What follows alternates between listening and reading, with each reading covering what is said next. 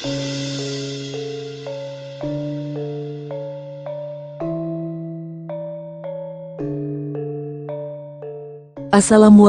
warahmatullahi wabarakatuh. Berjumpa kembali di channel Langit Bukit Menoreh Official. Di kesempatan kali ini, akan melanjutkan cerita di video sebelumnya, sebuah cerita karya Ebes, yang berjudul, Babat Negeri Leluhur, episode yang ke-137. Sebelum kita masuk ke ceritanya, tekan dulu tombol like video ini dan jangan lupa tekan juga tombol subscribe channel ini, dan nyalakan juga lonceng notifikasinya, agar tidak ketinggalan cerita-cerita lainnya. Dan seperti apa untuk kisahnya kali ini, langsung saja kita masuk ke ceritanya.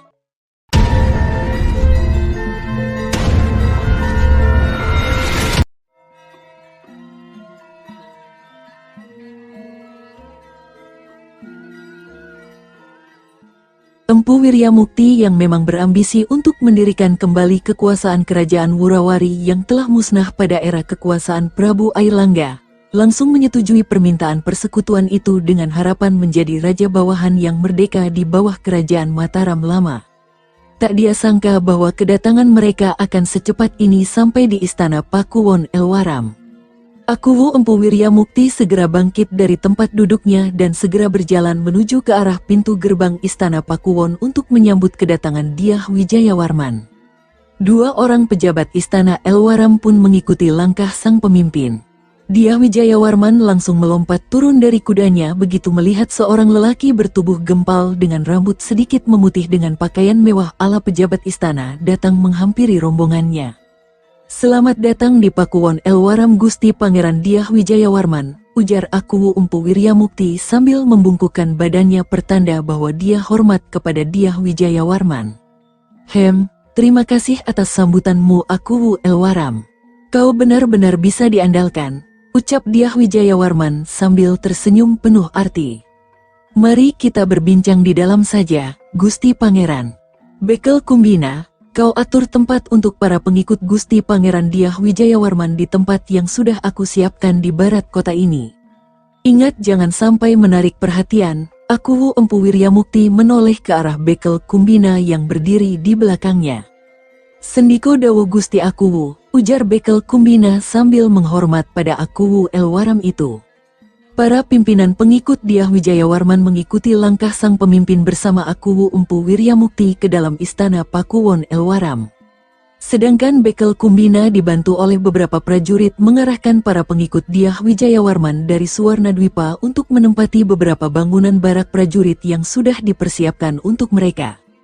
Akuwu Wiryamukti langsung duduk bersila di lantai balai pisowanan Pakuwon Elwaram bersama sang pamgat Empu Ketu.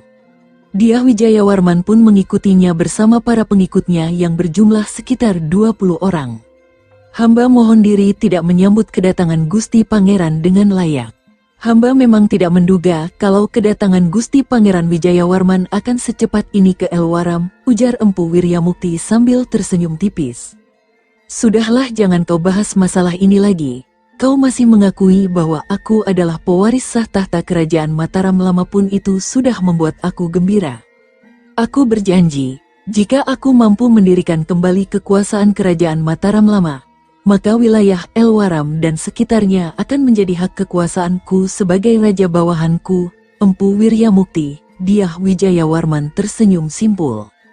"Terima kasih atas kemurahan hati Gusti Pangeran. Wiryamukti sangat menghargainya. Lantas apa langkah Gusti Pangeran selanjutnya?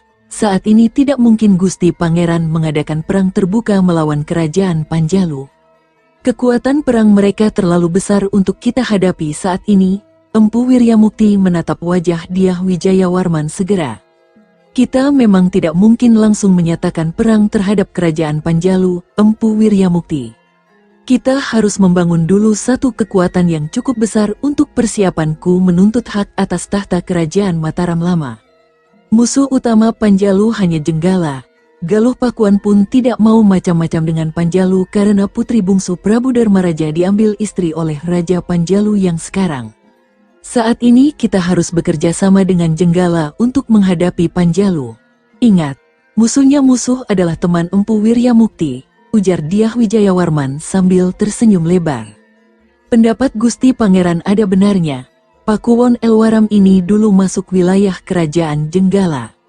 Namun sayangnya karena Gusti Prabu Mapanji Garasakan kalah perang melawan Panjalu, Bojonegoro dan Matahun menjadi wilayah kekuasaan Panjalu. Maka dari itu kita harus merahasiakan ini semua sebelum kita benar-benar mampu untuk melawan armada perang kerajaan Panjalu. Lantas kapan Gusti Pangeran akan mengutus seorang duta untuk berangkat ke Jenggala? Tanya Empu Wiryamukti sambil menatap ke arah Dyah Wijayawarman. Mendengar pertanyaan itu, Dyah Wijayawarman segera menoleh ke arah para pengikutnya. Seorang lelaki bernama Jana Samba yang terkenal sebagai juru bicara segera menghormat pada Dyah Wijayawarman. Saya siap menjadi duta ke Jenggala, Dang Hyang. Namun saya butuh seorang caraka sebagai penunjuk jalan ke wilayah itu, ujar Jana Samba sembari menghormat pada Dyah Wijayawarman. Nah, kau dengar sendiri omongan pengikutku, Empu Wiryamukti. Tinggal kau mengutus seorang caraka untuk menemani Jana Samba ke Jenggala. Dyah Wijayawarman tersenyum simpul pada Aku Wiryamukti. Sepanjang hari itu mereka terus membahas berbagai rencana tentang persiapan untuk meminta hak tahta pada Panjalu. Keesokan paginya, mentari pagi mulai menampakkan diri di langit timur yang biru. Cuaca di kota Pakuwon Elwaram cerah, secerah harapan Dyah Wijayawarman yang ingin menjadi raja. 4 orang berpakaian rakyat jelata menunggangi kuda mereka masing-masing menuju ke arah timur. Usai menerima sepucuk surat dari Dyah Wijayawarman, Jana Samba dan ketiga caraka dari Pakuwon Elwaram segera berangkat menuju ke arah kota Kahuripan. Selepas sepekan setelah kelahiran Pangeran Jayagiri, Panji Watugunung bersama Dewi Srimpi dan Cempluk Rara Sunti berangkat menuju ke arah Kadipaten Karanganom. Roda pemerintahan kerajaan Panjalu dilakukan oleh Mapatih Jayakerti dibantu oleh Senopati Warigalit dan Tumenggung Landung. Patih Saketi diberi tugas sebagai pengurus istana Katang-Katang dan wilayah Kadiri yang terdiri dari Watugaluh, Tamwelang, Kunjang dan Kadiri. Pemerintahan berjalan baik. Tumenggung Jarasanda mendapat tugas untuk memindahkan markas pasukan Garuda Panjalu yang menjadi benteng utama pertahanan. Di Wanua Pajarakan, Tumenggung Jarasanda membangun markas untuk pasukan Garuda Panjalu dibantu Demung Rajekwesi dan Rakai Sanga. Sedangkan Senopati Narapraja dan Tumenggung Sindupraja mendapat tugas untuk membangun kembali Istana Daha. Dibantu para rakyat Daha, mereka bahu-membahu membangun Istana Daha. Kali ini perjalanan Panji Watugunung dan kedua istrinya dikawal oleh Demung Gumbrek dan Tumenggung Ludaka serta 100 prajurit pengawal raja. Setelah menyeberangi Sungai Brantas, rombongan Panji Watugunung bergerak cepat menuju ke arah kota Kadipaten Karanganom. Kedatangan mereka di kota Kadipaten Karanganom membuat para penduduk langsung menepi dan memberi hormat kepada rombongan itu. "Lu, kau tahu tujuan kita kemari?" tanya Demung Gumbrek yang berkuda di samping Tumenggung Ludaka. "Mana aku tahu, Brek, memang kau sendiri tahu apa tujuan Gusti Prabu Jayangrana berkunjung ke Karanganom?" Tumenggung Ludaka menatap perwira prajurit perbekalan bertubuh tambun itu.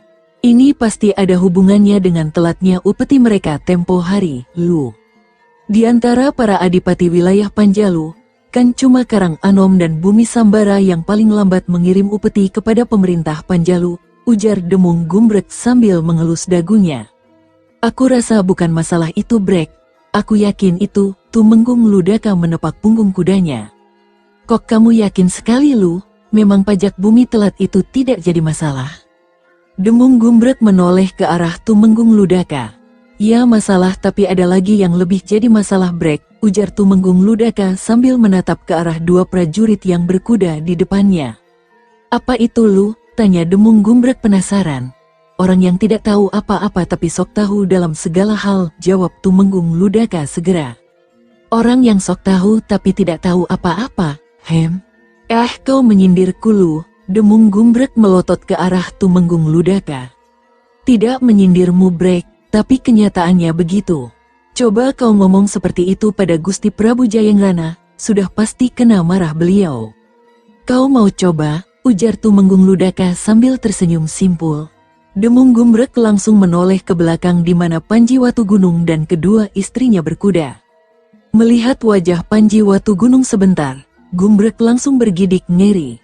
"Gak usah lu, cari penyakit saja," ucap Demung Gumbrek segera. Tumenggung Ludaka terkekeh geli melihat tingkah laku kawan karibnya itu. Di depan gapura istana Kadipaten Karanganom, Adipati Windupati telah berdiri menyambut kedatangan mereka. "Selamat datang di istana Kadipaten Karanganom, Gusti Prabu Jayengrana. Terima kasih atas sambutanmu Adipati Windupati. Aku sangat menghargainya," ujar Panji Watugunung sambil tersenyum tipis. "Sudah menjadi kewajiban bagi hamba untuk mengabdi kepada Raja Panjalu, Gusti Prabu." Windupati taat dan setia dengan kerajaan Panjalu. Adipati Karanganom itu menghormat pada Panji Watugunung. Rombongan itu langsung mendapat penempatan di Balai Tamu Kehormatan Kadipaten Karanganom. Bagi Adipati Windupati, kedatangan Prabu Jayengrana ke istana kadipatennya merupakan suatu anugerah kepada masyarakat Kadipaten Karanganom. Selepas senja, Panji Watugunung dan kedua istrinya menemui Adipati Windupati di ruang pribadi Adipati. Setelah semuanya duduk bersila di lantai ruang pribadi Adipati, Panji Watugunung memulai percakapan dengan penguasa wilayah Kadipaten Karanganom itu yang ditemani oleh Patih Sengguruh dan Senopati Gupatsi.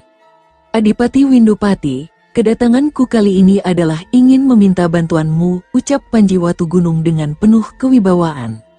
"Bantuan apa yang Windupati bisa lakukan untuk Gusti Prabu?" tanya Adipati Windupati sambil menghormat pada Panji Watugunung. "Aku mencari seorang tumenggung dari Karanganom yang bernama Empu Kerta. Apa ada orang ini di jajaran pejabat istana Kadipaten Karanganom?" Panji Watugunung segera menatap wajah Adipati Windupati. "Mohon ampun Gusti Prabu, Empu Kerta adalah pejabat istana Kadipaten Karanganom saat ayahanda Adipati Windu Segara berkuasa di Kadipaten Karanganom. Tapi orang itu sudah mengundurkan diri dari jabatannya saat ayahanda Adipati Windu Segara masih bertahta." "Ada apa dengan Empu Kerta Gusti Prabu?" Adipati Windupati menunggu jawaban dari Panji Watugunung dengan harap-harap cemas. "Maaf Adipati Windupati, apakah kau tahu di mana letak tempat tinggalnya? Apakah orangnya masih hidup?" Berondong pertanyaan terlontar dari Dewi Srimpi. "Kalau masalah itu hamba kurang tahu Gusti Selir. Mungkin Patih Sengguruh lebih tahu dari hamba." Windupati segera menoleh ke arah Patih Sengguruh yang duduk di sebelahnya. "Mohon ampun beribu ampun Gusti Selir. Setelah Empu Kerta mengundurkan diri dari jabatannya, hamba dengar dia tinggal di Wanua Rance wilayah Pakuwon Tawing. Menurut kabar yang beredar, dia menjadi seorang pemuka agama di wilayah itu," jawab Patih Sengguruh sambil menyembah pada Panji Watugunung dan Dewi Srimpi. "Besok pagi, bisakah kau tunjukkan jalan ke arah tempat itu Patih Sengguruh?" "Aku ingin menemuinya," ujar Dewi Srimpi dengan penuh semangat. "Atas seizin Gusti Prabu Jayengrana, hamba bersedia untuk mengantar Gusti berdua untuk berangkat ke sana. Sebenarnya hamba penasaran sedari tadi, mohon ampun bila hamba lanjang. Ada masalah apa antara Gusti Prabu Jayengrana dengan Empu Kerta?" tanya Patih Sengguruh sambil menghormat. "Kau akan tahu sendiri saat kita sampai di Wanua Karancenan, Patih Sengguruh. Ini sudah malam, aku dan kedua istriku akan beristirahat," ujar Panji Watugunung yang segera berdiri dari tempat duduknya diikuti oleh Dewi Srimpi dan Cempluk Rara Sunti. Ketiga pejabat tinggi istana Kadipaten Karanganom itu langsung menyembah kepada Panji Watugunung yang segera berlalu menuju ke Balai Tamu Kehormatan Kadipaten Karanganom. Setelah Panji Watugunung dan kedua istrinya pergi, Adipati Windupati segera mendekati Patih Sengguruh. "Paman Patih, sebenarnya ada apa dengan Empu Kerta? Apa dia pernah punya masalah dengan Gusti Prabu Jayengrana ataupun keluarganya?" tanya Adipati Windupati dengan penuh rasa penasaran. "Mohon ampun Gusti Adipati, seingat hamba, Empu Kerta adalah orang yang lurus tidak pernah berbuat macam-macam. Dia adalah seorang pejabat yang baik, menjalankan tugas dengan sungguh-sungguh." Cuma, Patih Sengguruh mengambil jeda nafas sejenak. "Cuma apa Paman Patih? Jangan kau menggantung omonganmu. Bikin aku tambah penasaran saja," gerutu Adipati Windupati dengan kesal. "Mohon ampun Gusti Adipati, cuma selepas kematian istri dan putrinya diculik malam hari itu, Empu Kerta seperti orang yang kehilangan semangat hidup. Itulah penyebab Empu Kerta memutuskan untuk mengundurkan diri dari jabatannya sebagai tumenggung di Kadipaten Karanganom. Gusti Adipati Sepuh sebenarnya menolak pengunduran dirinya, tapi Empu Kerta bersikukuh untuk meletakkan jabatannya kala itu, terang Pati Sengguruh sambil mengelus jenggotnya yang memutih. Tunggu sebentar Paman Patih, kau bilang tadi istrinya dibunuh dan anaknya diculik. Siapa orang yang berani melakukan tindakan keji itu di wilayah kota Kadipaten Karanganom? Windupati semakin penasaran dengan omongan Patih Sengguruh. Malam itu, kota Kadipaten Karanganom disatroni oleh sekelompok perampok berilmu tinggi. Mereka membakar beberapa rumah di wilayah barat kota Kadipaten ini. Rumah Empu Kerta termasuk yang menjadi korban keganasan para perampok itu. Istri Empu Kerta, yang bernama Dewi Tejawati yang masih sepupu Gusti Adipati Sepuh, dibunuh oleh seorang pendekar wanita sakti mandraguna. Perempuan itu juga menculik putri Dewi Tejawati yang masih berusia 2 purnama. Hamba dengar nama pendekar wanita itu adalah Nyi Sekar Selasih. Hamba yang sempat ikut mengejar kelompok perampok itu, namun tingginya ilmu kedikdayaan mereka membuat kami tak mampu mengejar. Itulah sebabnya mengapa Empu Kerta merasa bersalah dengan mereka berdua dan mundur dari jabatannya, cerita Pati Sengguruh sambil menghembuskan nafas panjang. Lantas apa hubungan Empu Kerta dengan Gusti Prabu Jayangrana? Ah, bikin pusing saja, Paman Patih. Besok pagi aku ikut ke Pakuwon Tawing. Ingat untuk menungguku, ujar Adipati Windupati segera. Sendiko dawuh Gusti Adipati. Pati Sengguruh segera menghormat pada Adipati Windupati. Malam segera berganti pagi, suasana dingin mulai berganti kehangatan dari sinar matahari pagi yang mulai menerangi seluruh jagat raya. Panji Watugunung menggeliat dari tidurnya dan membuka matanya. Pandangan Raja Panjalu itu langsung tertuju pada Dewi Srimpi yang tengah duduk sambil memeluk kedua lututnya. Dinda Srimpi, kau kenapa? Tanya Panji Watugunung sambil bangkit dari tempat tidurnya.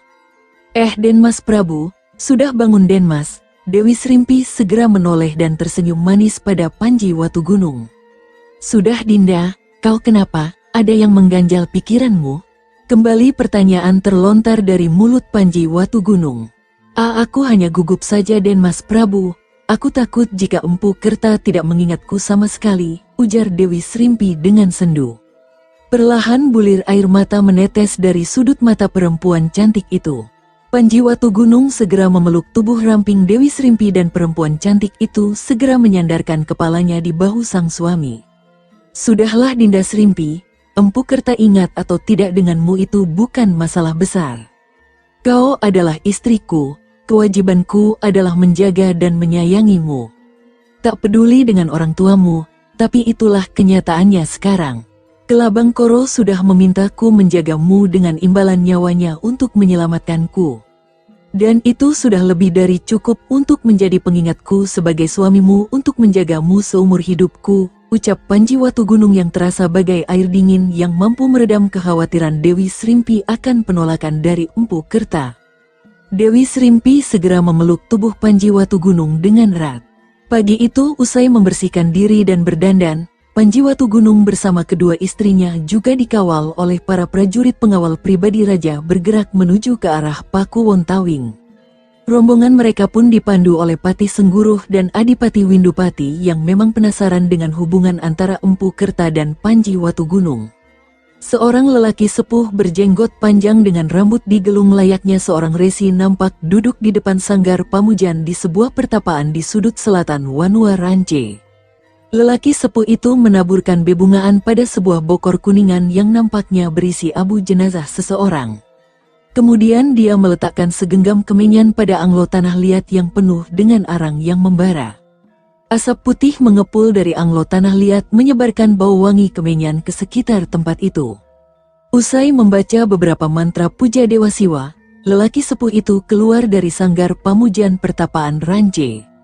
Burung perenjak berkicau bersahutan di ranting pohon mangga depan sanggar pamujan itu seperti tengah memberitahukan sesuatu. Firasat apa ini? Kenapa burung-burung itu terus berkicau bersahutan? Batin lelaki sepuh itu sambil mengelus jenggotnya. Resi Empu, Kenapa burung perenjak ini terus mengoceh? Apa akan ada tamu yang datang ke tempat ini? Tanya cantrik sang lelaki sepuh berjenggot panjang itu sambil memegang sapu lidi untuk menyapu halaman pertapaan. Aku tidak tahu, Mandala. Dalam waktu dekat ini tidak ada acara perayaan agama ataupun kegiatan di rumah keraman Lurah Wanua Ranje. Yang paling cepat adalah purnama depan. Mungkin burung perenjak ini sedang senang saja, Mandala. Tak usah kau pikirkan, ujar lelaki tua itu dengan senyum terukir di wajahnya yang keriput. Dari arah utara, rombongan Panji Watu Gunung dan orang-orang Karang Anom terus bergerak menuju ke tapal batas Wanua Ranje. Kedatangan ratusan prajurit Kadipaten Karang Anom itu membuat Jagabaya langsung berlari menuju ke arah rumah Empu Bahula, Lurah Wanua itu. Tak berapa lama kemudian seorang lelaki sepuh berpakaian sederhana dengan ikat kepala hitam mendekati rombongan para prajurit Karang Anom dan prajurit Panji Watu Gunung.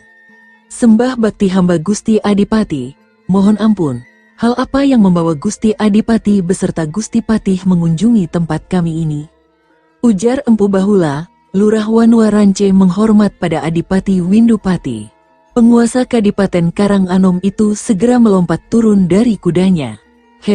Aku ingin ke pertapaan Ranje, Ki Lurah. Kau bisa antar kami ke sana? Tanya Adipati Windupati segera. Bisa Gusti Adipati, bisa. Mari Gusti hamba antar ke sana, jawab Empu Bahula dengan sopan.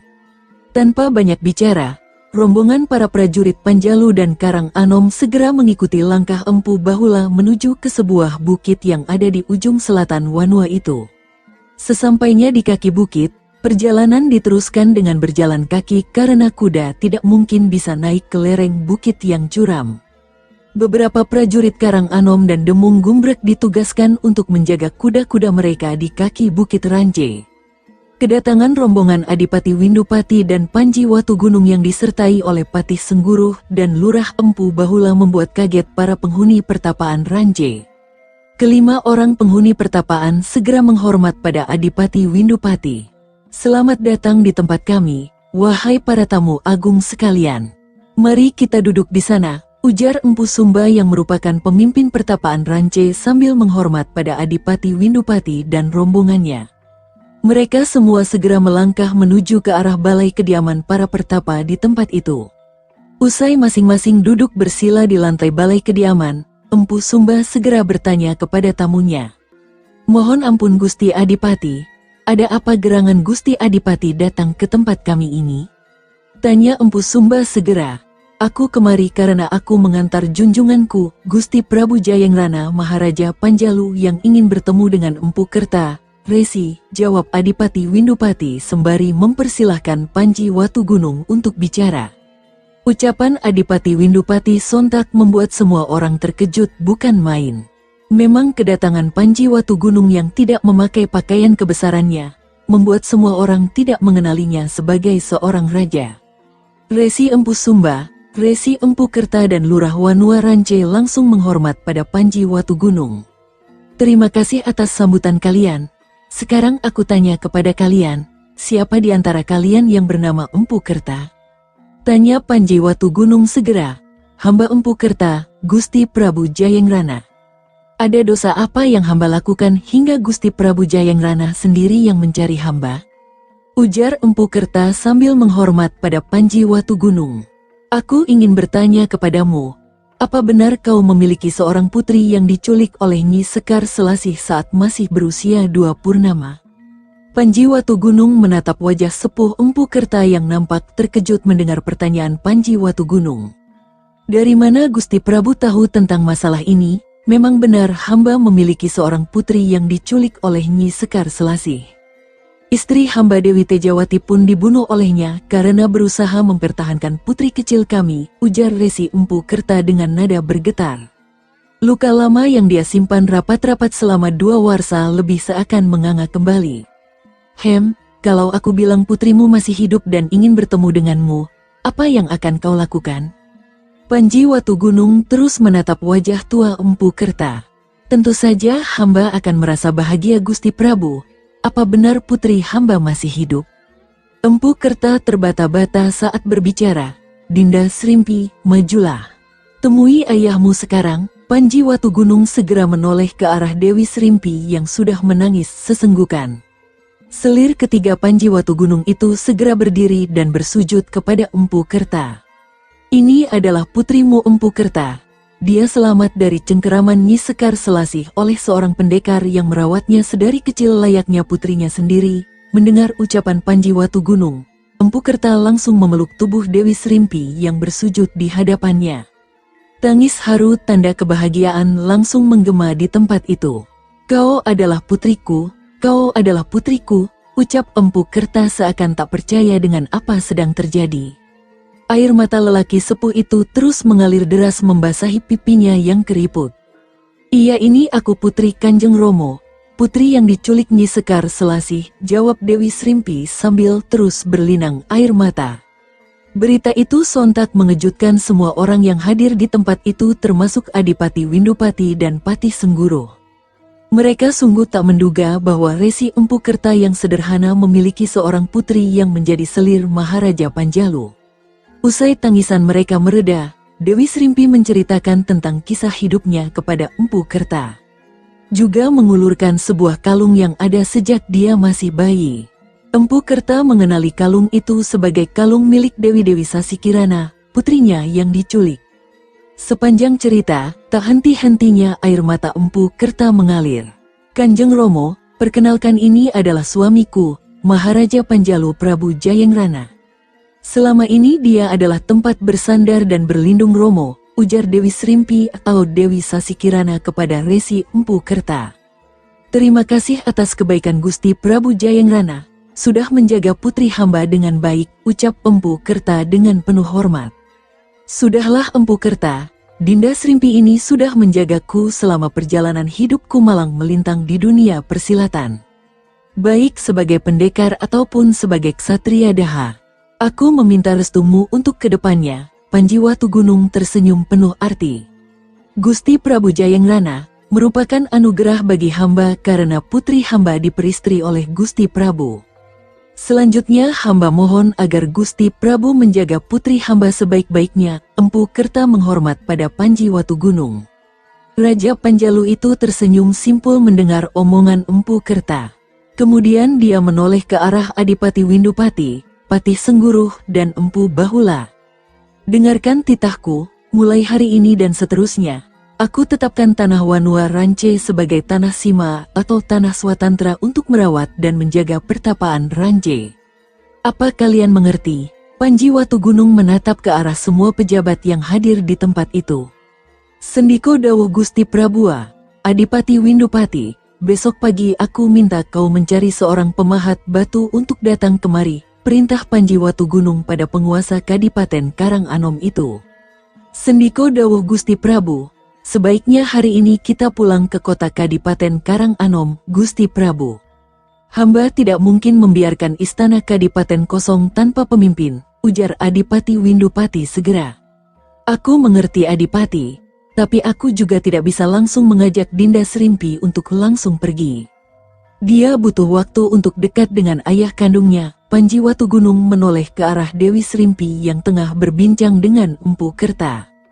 "Kalau begitu hamba mohon diri Gusti Prabu, mohon maaf jika hamba tidak bisa menemani Gusti Prabu Jayengrana di sini. Mengenai kebutuhan para prajurit biar nanti Empu Bahula yang mencukupi selama berada di sini," Adipati Windupati menghormat pada Panji Watu Gunung. "Terima kasih atas bantuanmu Adipati Windupati," jawab Panji Watu Gunung segera.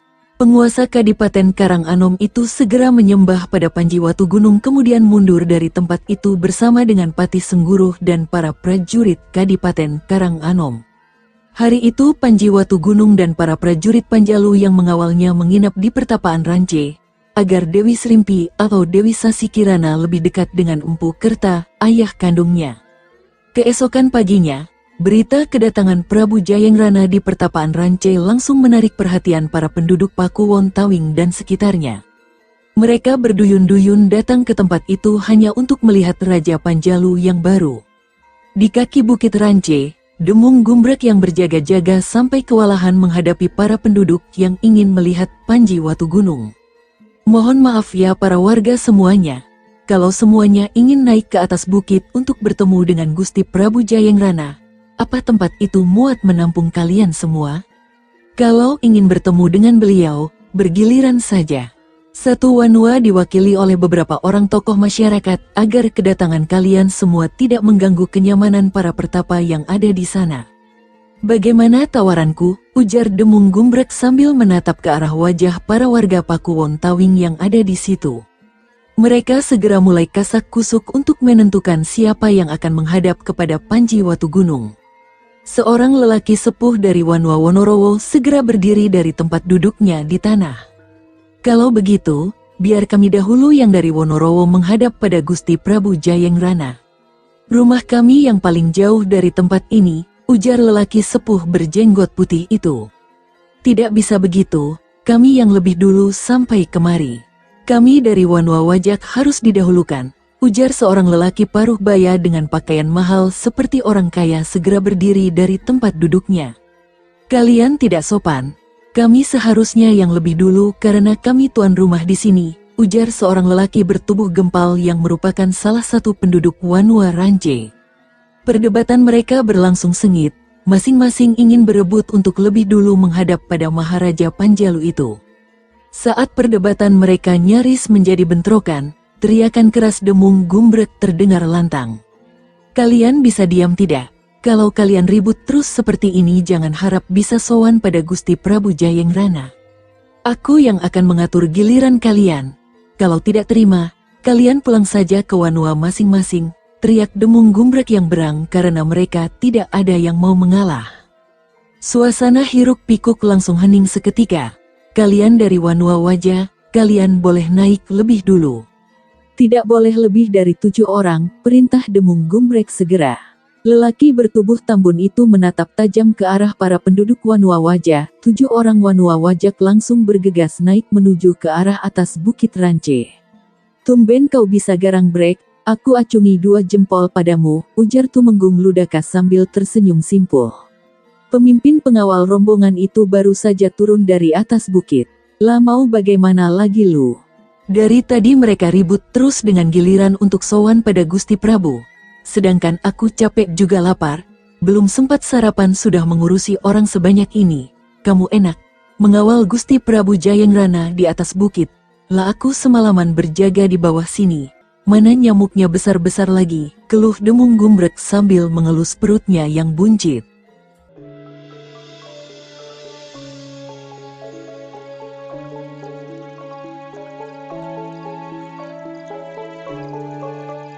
Sahabat pendengar setia Langit Bukit Menoreh ofisial yang berbahagia, sampai di sini dulu ceritanya. Bagaimana kelanjutan kisahnya? Nantikan kelanjutan cerita ini di video berikutnya. Agar tidak ketinggalan kelanjutan cerita ini, klik tombol subscribe channel ini dan nyalakan juga lonceng notifikasinya. Wassalamualaikum warahmatullahi wabarakatuh.